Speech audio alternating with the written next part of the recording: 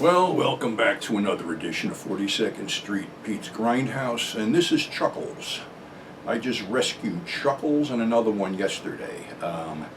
This is a sad situation because this guy's fucking full grown. He's very docile, and what happened was somebody got a hold of me because somebody was getting killed with medical bills, literally, and had these pets and couldn't take care of them. So I made a deal and took them, and they're going to stay here. He's the more mellow one, so I took him out because he was just resting. But they're good. They're good little lizards. They're not little. They're kind of. He's about a foot, and the other one's about 18 inches. Or maybe I'll have him on the next video. But anyway, I went back and revisited a few little classics. I could say timeless classics, but they're not timeless. One was the Awfull Dr. Orloff from 1982.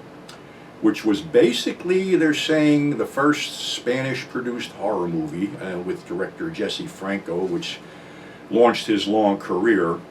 And strangely, I saw this as a kid, and it had to be mid-60s on some, I don't know, it might have been Channel 11 or some off-channel during the week. And you know, you're looking for monster movies back then, you had that was floating around in the horrible Dr. Hitchcock, a lot of doctors. So the whole premise of this is this guy's an ex-prison doctor who has this blind servant, Morpho, who's really weird. And basically, he is having Morpho kill beautiful girls so he can skin their faces and try to skin graft them on the face of his daughter who was burned. So that's the whole premise. Morpho keeps going around killing people. And the one woman that the doctor really is interested in is the investigator on the case's girlfriend, who's a ballerina who sets herself up for bait. Franco's an acquired case, let's put it that way. I, saw this, okay, it's cool with some gothic overtures and things like that, but I don't know, it just doesn't stick with me. And I had to compare Franco to D'Amato. I go with D'Amato because I think D'Amato's the better filmmaker, but hey, I digress.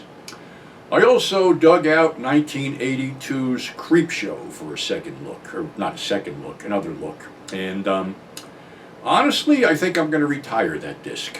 And you might ask why. Well, I remember the whole hype. It was after Knight Riders. He had started doing stuff with Stephen King. Stephen King appeared in Knight Riders. So they come up with this whole sort of EC comic deal with, written by Stephen King, directed by Romero, special effects by Savini, and the special effects had some monsters this time instead of gore. So it was different episodes, but the thing that sort of stuck out with me was that he was basically, even though he had a few of his stock players sprinkled within, he was basically using name actors like E.G. Marshall, Ted Danson, some other ones I can't remember, but it sort of, to me, shot it, back then it was cool, everybody was into this thing, but on I'm going to look down the road, it's sort of where his luster sort of wear off, for lack of better words, because, the other films he had done were basically using people that nobody knew about. And that sort of continued up. Did I have a note here or something? I was writing notes, but yeah, anyway. I think Knight Riders was 81, then Creepshow was 82. Then he stopped for a bit, and he came back strong with Day of the Dead because, most of the people in there were pretty much unknowns too. So Day of the Dead was sort of it for me. I mean, everything else he was doing was like these polished studio films. Monkey Shines, The Dark Half, and then Land of the Dead, which had all A-list actors in it, big names. So the luster sort of wore off, and then he was just doing conventions, hooked up with that, manager Chris Rowe, who was kind of a dick. So I love Romero's work, don't get me wrong. His early work was, groundbreaking and great stuff, but, in the later days, he just sort of went into, the studio system. And I'm sure I'll get some shit for saying that, but that's the story. So this little guy, what are you going to do? You want to get on here? You can come on here. You're a good guy. You can sit here.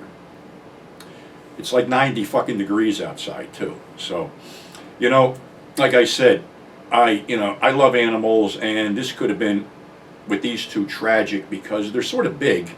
I don't know how old they are. The guy said 3 years, but like I said, the situation was somebody had cancer, and basically their medical bills overshadowed anything taking care of these guys. And I didn't want, I was on the fence since I lost Cuddles, and that was a few years ago, and I kept saying, I'm going to do this, I'm going to do this. And finally Lorena said, why don't you just fucking do it and get it over with? So I had gone down to a reptile show in Medina and found out that these lizards are pretty pricey right now. They started at $125. So I was down there, I figured, something, I had seen this on Craigslist, I had talked to the guy, he had dropped the price. I didn't want the setup because I didn't want a big friggin' 75-gallon tank because I wanted them to have more room.